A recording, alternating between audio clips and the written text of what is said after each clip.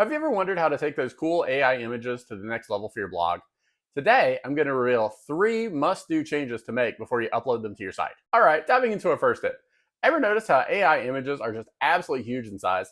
Let's fix that. Most AI images are created as PNGs, and this format can be a whopping 10 times larger than JPEGs. But don't worry, I've got a quick fix for you that you can do for free in Canva. Step 1, upload the AI image. Step 2, create a new design and choose a custom size. Most AI images are 1024 by 1024 pixels. Step 3, now drag your image right onto the canvas. Step 4, ready for the magic? Hit share, download, and select JPEG. Boom! Just like that, you've slashed your image size by 90%.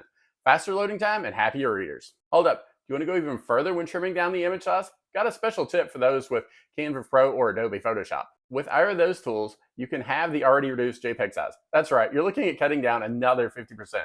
The original AI image on top was 1.4 megabytes, and the modified version on the bottom is 51 kilobytes. That's a 96% reduction. Moving on to tip number 2. Have you noticed how most AI images are perfect squares? While they look sleek, there's a tiny catch. Square images can leave a digital footprint, making search engines possibly think, hey, this site's filled with AI images. Are there any real pictures here? So here's the hack. Instead of a perfect square, let's give it a little tweak. Shave off a few pixels, turning that square into a subtle rectangle. Think dimensions like 1019 by 1021.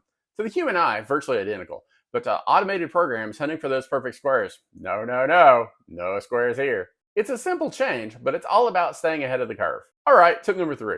It's all about the name game. Ever noticed those AI-generated image names? By default, they can be a jumble of numbers, letters, and AI tool names. Not very informative, right?